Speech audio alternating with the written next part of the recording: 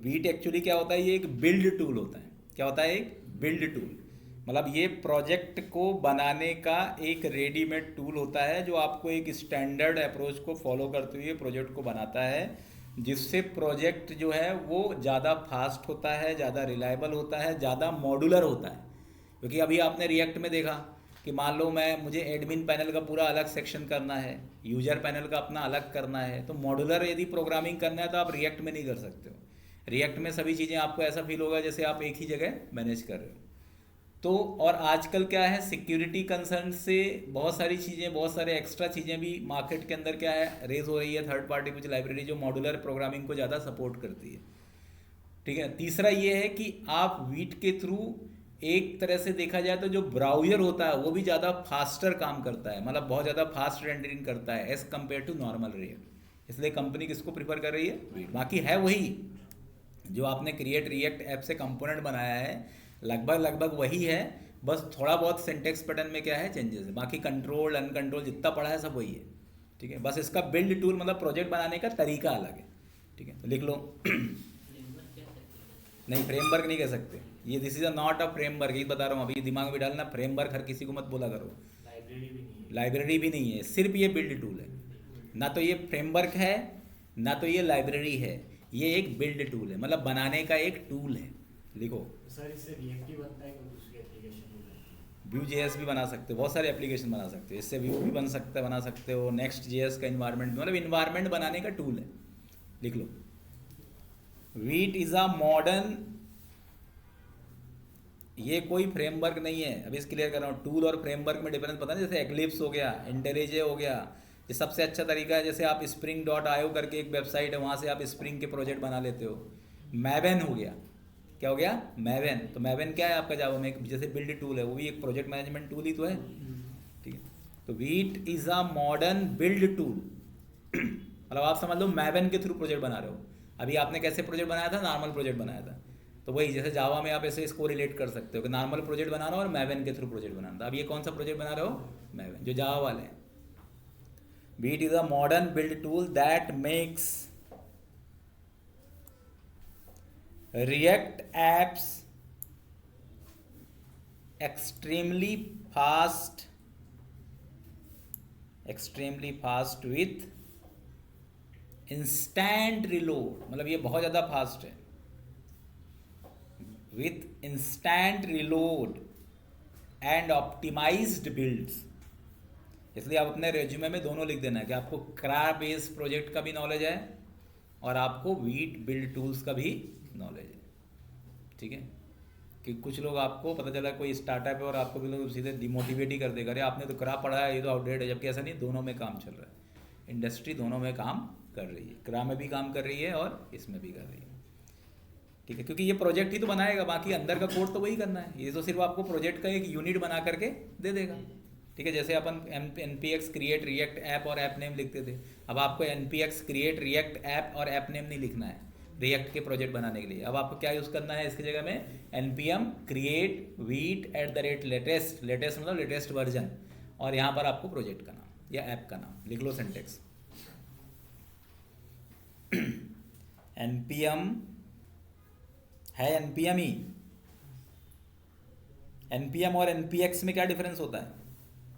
Note package manager और extension ऐसा कुछ होता है, मतलब वो प्रोडक्शन के लिए यूज़ होता है एक, और एक नहीं होता है, ऐसा कुछ ही। एन पी एम और N P X. Sir NPM अपन एक तरीके से लोकल सर्वर के लिए बोल सकते हैं, जो अपन विद इन मशीन अपन सिर्फ काम करते हैं, और एनपीएक्स अपन पूरे इन्वायरमेंट या पूरे सर्वर के लिए कर सकते हैं। एन पी एम से आप किसी भी लाइब्रेरी को इंस्टॉल भी कर सकते हो, अनइंस्टॉल भी कर सकते हो। एन पी एक्स से सिर्फ उसको एग्जीक्यूट कर सकते हो बस। एन पी एक्स से इंस्टॉलेशन या अनइंस्टॉल करने का काम नहीं होता, सिर्फ किसका काम होता है? एग्जीक्यूट का। This is the difference. ठीक है। तो प्रोडक्शन रेडी जो एप्लीकेशन होते हैं वहाँ पे क्या होता है? एग्जीक्यूट होते हैं। इसलिए वहाँ पर क्या यूज़ करते हैं? एन पी एक्स यूज़ करते हैं। और जब आप डेवलपमेंट इन्वायरमेंट में आते हो तो वहाँ पे आपको इंस्टॉल भी करना पड़ता है, क्रिएट भी करना पड़ता है, अनइंस्टॉल भी करना पड़ता है, इसलिए मॉडिफाई भी करना पड़ता है, इसलिए वहाँ पे क्या यूज़ किया जाता है? N P M. तो सर जो स्टार्ट कमांड चलाते हैं अपन, वो एनपीएम से चलाते हैं, वो एनपीएक्स से चल जाती है? हाँ चला सकते हो, उस सर्वर में एग्जीक्यूट करना है ना वो तो किसी से भी करो, npm स्टार्ट से भी करो, npx भी करो, ठीक है। npm क्रिएट, इसलिए यहाँ पे बनाने वाला काम है, npm क्रिएट, और यहाँ पे वीट @latest, और यहाँ पर क्या रहेगा आपका ऐप का नाम या प्रोजेक्ट का नाम, ठीक है। बाकी तो पूरा सेम स्टेप है, पे cd करके आपको जाना है, उसके बाद npm अब इसके बाद देखो इतना करने के बाद फिर क्या कर रहे हैं अपन, npm इंस्टॉल कर रहे हैं, और इसको रन करने के लिए npm स्टार्ट नहीं करना है, अब npm रन करना है, npm रन dev मतलब डेवलपमेंट इन्वायरमेंट, क्योंकि आप जिस इन्वायरमेंट पे काम करते हो उसको क्या बोलते हैं, डेवलपमेंट इन्वायरमेंट। जिस इन्वायरमेंट पे हमारा एप्लीकेशन लाइव रहता है उसको क्या बोलते हैं, प्रोडक्शन इन्वायरमेंट, और जिस इन्वायरमेंट पे टेस्टर काम करता है उसको क्या बोलते हैं, टेस्टिंग इन्वायरमेंट या स्टेजिंग इन्वायरमेंट।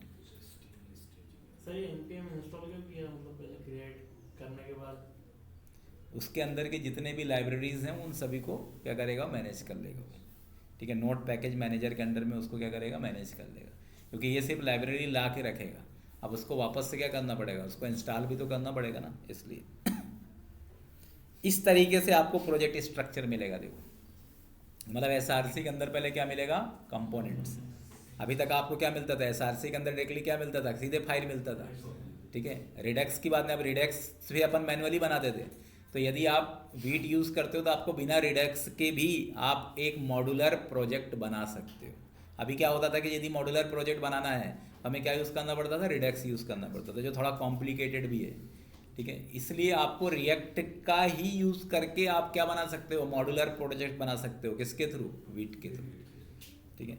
और इसमें बस ये रहेगा पेजेस, और यहाँ पर इसका पेजेस के अंदर आपको JS की जगह JSX हो जाएगा, क्योंकि अपन अल्टीमेटली JSX ही लिख रहे हैं, आप JS थोड़े लिख रहे हो, उसके फाइल का एक्सटेंशन बड़े JS है लेकिन अंदर तो पूरा JSX ही लिख रहे हो ना, तो बस ये एक्सटेंशन हो जाएगा बस, ठीक है।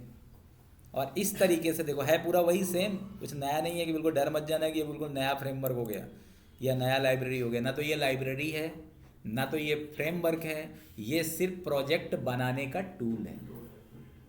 क्या है, प्रोजेक्ट बनाने का बिल्ड टूल है। स्ट्रक्चर चेंज हो जाएगा। हाँ स्ट्रक्चर चेंज हो जाएगा और कंपाइल और एग्जीक्यूट होने का प्रोसेस चेंज हो जाएगा, आपको करना है, बाकी इंटरनली वो ज़्यादा और ज़्यादा क्या रहेगा, फास्ट रहेगा, ठीक है। बाकी आपको कोडिंग में कोई ज़्यादा डिफरेंस नहीं है। देखो प्रॉप्स पूरा वही सेम है, ऐसे ही पास किया था ना अपन ने प्रॉप्स, ठीक है। स्टेट भी लगभग क्या है, सेम ही है, यूज स्टेट ही आपको यूज़ करना है।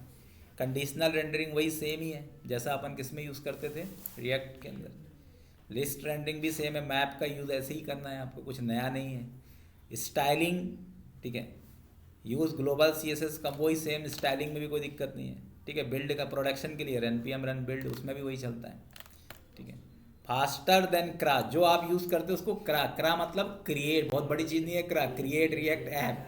अब तुमसे कोई पूछ ले क्रा क्या है, तुमने क्रा तो पढ़े नहीं है कभी, क्या है, जबकि रोज लिखते हो npx क्रिएट रिएक्ट ऐप लिखते हो, उसी को शॉर्टकट में क्या बोलते हैं, क्रा। सर npx लिखते हैं, क्रिएट रिएक्ट ऐप करते हैं, तो मतलब वो भी इंस्टॉल होता है, तो npx का उसमें जब प्रोजेक्ट आप बनाते हो एक बार रिएक्ट इंस्टॉल हो जाता है, उसके बाद फिर वो एग्जीक्यूट करता है, रिएक्ट को क्या करता है, एग्जीक्यूट करता है, ठीक है। मतलब प्रोडक्शन रेडी बनाने के लिए क्या करता है, बाकी आपका यदि आप फर्स्ट नंबर पे तो आपको रिएक्ट को इंस्टॉल ही करना पड़ता है ना, वहाँ पे प्रोजेक्ट बनाने समय आप npx यूज़ करते हो, रिएक्ट को इंस्टॉल करते समय तो आप npm ही यूज़ करते हो, npm इंस्टॉल रिएक्ट, भूल गए क्या।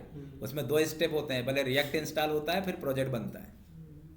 क्रिएट रिएक्ट ऐप से बनता है ना, तो इंस्टॉल तो रिएक्ट पहले होता है, npm इंस्टॉल होता है फिर npx की, तो इंस्टॉल करने के लिए अपन npm यूज़ कर रहे हैं ना। ये तो क्या कर रहा है कि ऑलरेडी जो भी रिएक्ट का इन्वायरमेंट यूज़ करके प्रोजेक्ट बना रहा है, तो वो रन टाइम में बनाता है प्रोजेक्ट, ठीक है। पहले से आपके मशीन के अंदर कोई इन्वायरमेंट क्रिएट नहीं करता है, इन्वायरमेंट क्रिएट करने का काम तो रिएक्ट का ही है, ठीक है। वो जो इंस्टॉल का अपन लिखते हैं npm इंस्टॉल, तो वो सब भूल जाओ तुम क्या करते हैं, ये देखिए याद रखो अब, ठीक है। इसके बाद क्रा मतलब भूल भी सकते हो, तो कोई ऐसा कोई दिक्कत नहीं है। मतलब सर डिफरेंस पूछ सकते हैं इसमें क्रा और वाइट में। हाँ बीट, बाइट नहीं है ये, VITE, बीट का मतलब होता है फास्ट, सबसे तेज, ठीक है, ये इसका मतलब है। इंस्टेंट रिलोड, ठीक है, लिख सकते हो, लिख लो ये तीनों point. Why Vite faster than क्रा।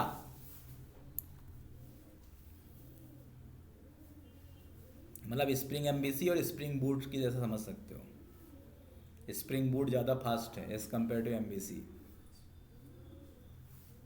ठीक है, इसलिए लोग स्प्रिंग एमबीसी को हटा के स्प्रिंग बूट में शिफ्ट हो गए। पर वो टेक्नोलॉजी अलग अलग है, यहाँ पे टेक्नोलॉजी एक ही है रिएक्ट, उसको प्रोजेक्ट को बनाने के तरीके अलग अलग हैं।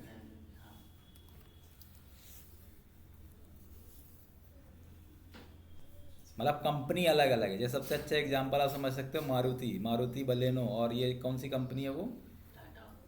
अरे नहीं, मारुति का ही मॉडल को, हाँ टोयोटा, वो क्या करती है? कुछ नहीं करती है, बस अपना ब्रांडिंग कर देती है। वही पीस सेम है, कुछ भी ला करके सिर्फ ब्रांडिंग, अपना लोगो लगा देगी और उसका ही 1 लाख रुपए ज़्यादा ले लेती है। टोयोटा ग्लैंड, बहुत सारे मॉडल्स ऐसे हैं, तो वही है, समझ लो।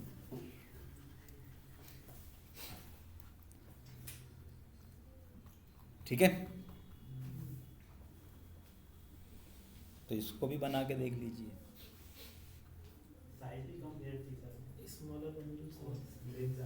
हाँ, अरे ये साइज भी कम घेरती है, बिल्कुल सही बोल रहे हो, साइज भी कम वो घेरती है। और ब्राउजर्स के लिए भी ज़्यादा फास्ट है, क्योंकि ब्राउजर्स को अलग से इसको मतलब रखने की, लोड करने की ज़रूरत नहीं होती है।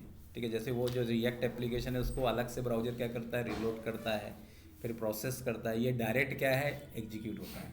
तो इसका परफॉर्मेंस जो है ना, क्रा के कंपैरिजन में 20 to 30% बेटर है, इसलिए ज़्यादातर लोग इसको ज़्यादा प्रीफर करते हैं। अब देखो, मैं ज़्यादा डिटेल में नहीं जाना चाहता, नहीं वही याद रखोगे, कोई मतलब है नहीं, कल फिर वापस खाली दिमाग आओगे, इसलिए मुझे पढ़ा लेना। ज़्यादा डेप्थ में तुमको पढ़ाने से कोई मतलब भी नहीं है, क्योंकि तुमको याद उतना ही रहेगा। अभी बात प्रपंच 17 कर लोगे, अभी मैं दूंगा कि एक प्रोग्राम एडिशन का बना के दिखाओ, तो वो नहीं बनेगा। मतलब क्या तुमको ज़्यादा प्रपंच देने से? अभी मैं तुमको बहुत बड़ी बड़ी बातें बता दूँ पूरा, ठीक है, कोई मतलब नहीं है। चलो इधर देख लो, जैसा देश वैसा वेश, पढ़ते लिखते कुछ है नहीं। ये तो मैं ये भी नहीं बताने वाला था, लेकिन मैं सोचा चलो बता दिया जाए, क्योंकि ढंग से पढ़ते नहीं हो ना, कोई सिर्फ टाइम पर ख़राब कर रहे हो अपना। मेरा तो नहीं कर रहे हो, क्योंकि मैंने पैसे ले रखे हैं, अपना कर रहे हो, करो। इतने बैठो यहाँ पे, आराम से पढ़ाई करो। डिस्कशन क्या मतलब, दोनों एक जैसे हो, क्या करोगे डिस्कस करके? डिस्कस उससे किया जाता है जो बहुत कामयाब हो, या कुछ चीज़ें करना खुद से ही है। आपको पता है कि बाद में आप अकेले ही बैठोगे, ऐसे एक चेयर रहेगा और सामने वाला रहेगा, फेस टू फेस आप दोनों का इंटरेक्शन होगा, तो मतलब क्या डिस्कस करने से? मौन व्रत धारण कर लो। देखो ये कमांड, इससे क्या अपन ने क्या किया, पर यहाँ बनना आएगा, ये रहने दो, यहाँ नहीं बनाना भाई, नो कर दो, नहीं करना मेरे को। इसको डी ड्राइव में बनाता हूँ। क्या बनाता हूँ? D drive. इसका नाम कुछ दूसरा दे देते हैं, इसका नाम दे देता हूँ मैं माय वीट, या माय सेकेंड ऐप, ठीक है, याद रखना इसका नाम। इसके बाद आ गया इसमें, देखो वर्जन इसका कौन सा है, ये बिल्ड टूल का वर्जन है, रिएक्ट का वर्जन नहीं है, ठीक है। यहाँ पर कर दो वाई। अब देखो इसमें बहुत सारे अलग अलग टाइप के फ्रेमवर्क भी आप इसमें इंस्टॉल कर सकते हो। जैसे ये फ्रेमवर्क है, देखो वेनिला, व्यू, ठीक है, रिएक्ट को भी उसने फ्रेमवर्क में डाल दिया, ठीक है, जबकि है लीड, इतने सारे हैं। तो अपने क्या यूज़ करना है, व्हाट विल यूज़, ठीक है, यहाँ पे लिख दो। अच्छा यहाँ से यहाँ से आएगा। अब इसमें क्या यूज़ करना है, ठीक है, जावा स्क्रिप्ट, रिएक्ट कंपाइलर के थ्रू कि normal Java script plus react compiler कर दो, ठीक है। इसके बाद क्या करना चाहते हो आप, experimental use rolldown Vite, ठीक है, यहाँ पे कर दो नो,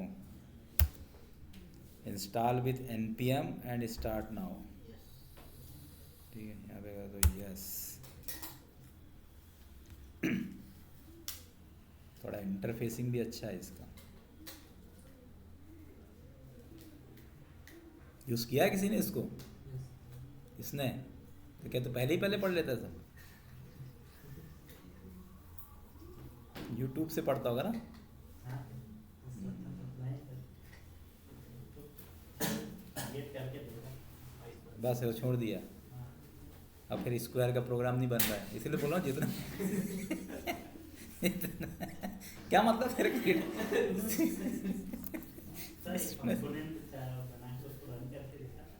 बस खत्म। पढ़ो तो फिर उतना पढ़ो डूब जाओ उसमें। प्रेस एच प्लस एंटर, इसका भी अलग ही है। देखो इसका पोर्ट नंबर भी अलग है। अब इसमें देखो, इसमें शॉर्टकट भी है। आर प्लस एंटर का मतलब लिख लो इसमें, restart the server. U plus enter का मतलब show server URL. O plus enter का मतलब to open in the browsers. C plus enter करोगे तो क्लियर कंसोल।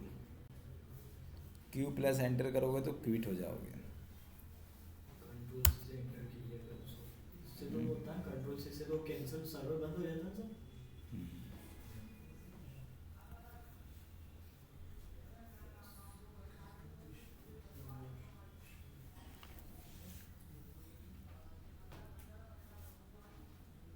जो बता भी रहा है कितने सेकंड में रेडी हो जाएगा, कितने मिली सेकंड में, तो रेडी हो गया।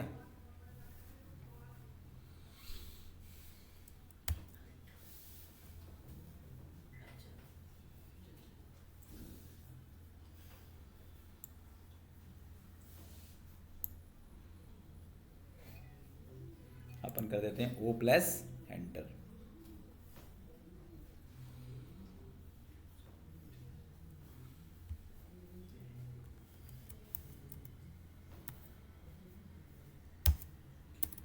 प्लस दोनों दबा के ओ प्लस एंटर।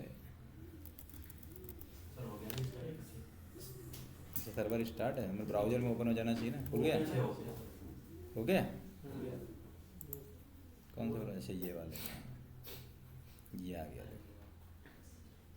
ठीक है, अब इसमें एक एप्लीकेशन भी दे दिया आपको समझने के लिए, काउंटर वाला।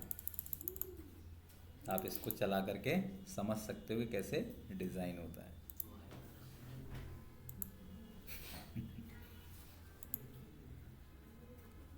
क्या नाम से? आप इसको ओपन कर लो, माय सेकेंड ऐप।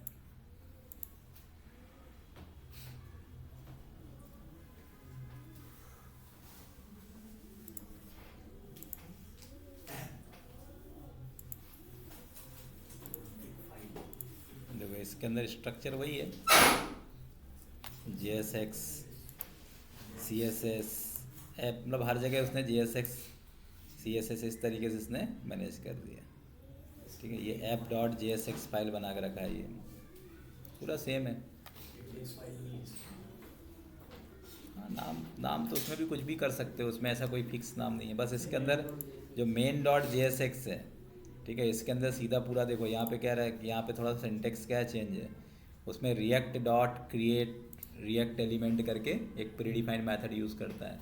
ये डायरेक्टली क्या यूज़ करता है, क्रिएट रूट यूज़ करता है और सीधे उसके अंदर जा करके रेंडर कर देता है। तो थोड़ा सा जो रेंडरिंग के अंदर का जो कोड है वो दोनों में क्या है, डिफरेंट है। अभी आप फाइल की क्या है? कौन सी फाइल?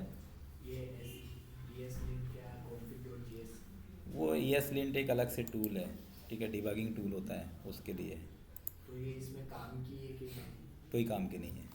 यदि आप ESLint यूज़ करते हो कभी टेस्टिंग के लिए, डिबगिंग के लिए, तो आप कर सकते हो, बिल्ड कॉन्फ़िगरेशन के लिए। ठीक है, अभी कोई यूज़ नहीं है।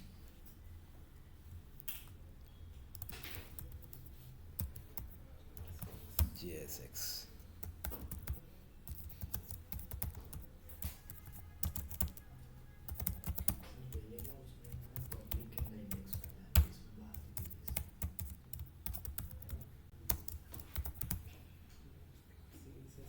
नहीं, वो इंडेक्स डॉट HTML तो होगी ना, वो तो रहेगी, वो थोड़ी ना ठीक है अभी। हाँ, उसने उसको हाँ मतलब पब्लिक के अंदर थी पहले वो। हाँ, थोड़ा स्ट्रक्चर चेंज कर दिया उसने। इसमें लिख दो एक्सपोर्ट, है पूरा वही। अब इसको मेन डॉट JSX में कॉल कर लो, ठीक है। कौन सा ब्राउज़र में खोला था? इसमें, ये आ गया। तो मतलब आप ऐसा मत सोचो कि पूरा अलग है, कुछ डिफरेंट है, कुछ भी नहीं है डिफरेंट। एक चाहो तो क्लास कंपोनेंट बना के दिखा देता हूँ मैं। ये अपने आप दिमाग में गलत फहमी बिठा लेते हो ना। अब कोई बोले कि मैं वीट फ्रेमवर्क सीख के आया हूँ तो वहीं पे सामने वाला समझ जाए कब आ गया ये नया।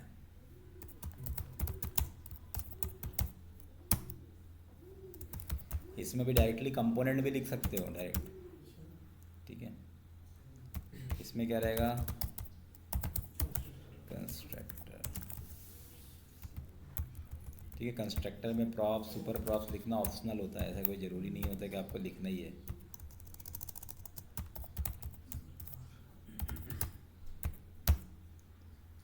ठीक है। State MSG welcome in class component, correct. फिर क्या लिखोगे?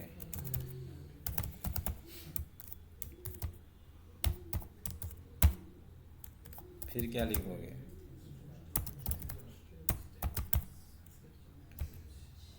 This dot state dot MXG।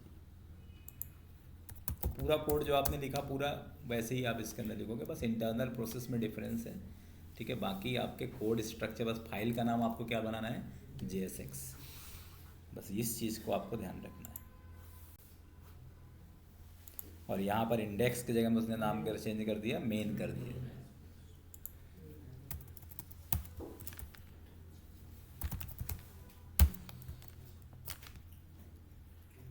ठीक है, इससे समझ जाया करो क्लास कंपोनेंट है। कर्ली ब्रैकेट्स के अंदर यदि रेंडर हो रहा है तो क्या है? क्लास। प्रिंट नहीं कराया गया?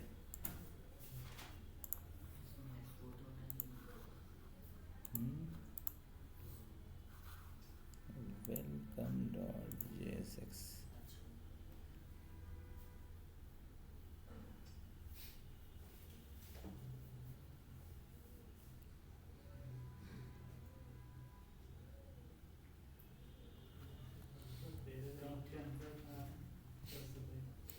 वैसे डिप के अंदर भी प्रिंट हो जाना चाहिए, पैराग्राफ के अंदर, ये ज़रूरी है? पूरा ही नियम फॉलो करेगा क्या? यहाँ से डिबग करके देख लो, क्यों नहीं आ रहा है बता देगा वो।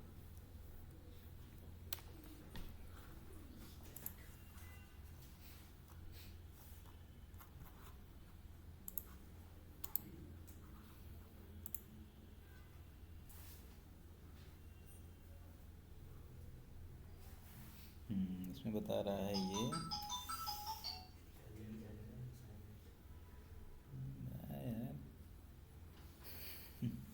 React is not define. यही एरर जो अपन हमेशा करते हैं, वहाँ यहाँ पे भी वही एरर है।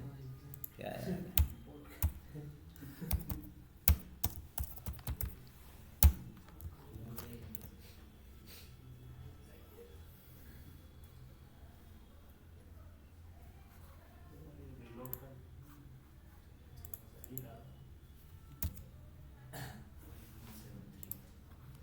क्या रिलोड के लिए शॉर्टकट चल तो रहा है, बोल तो रहा है ये।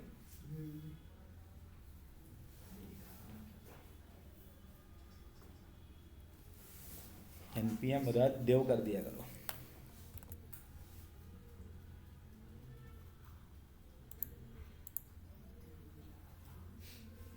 इनफाइनाइट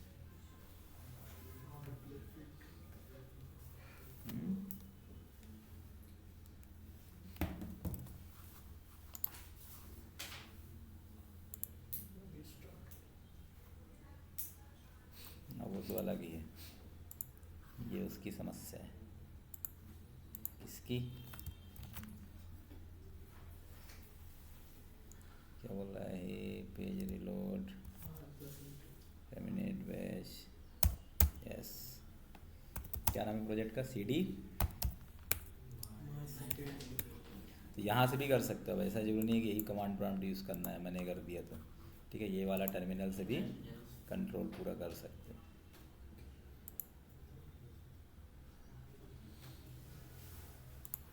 यहाँ पे क्या रहेगा, npm run dev।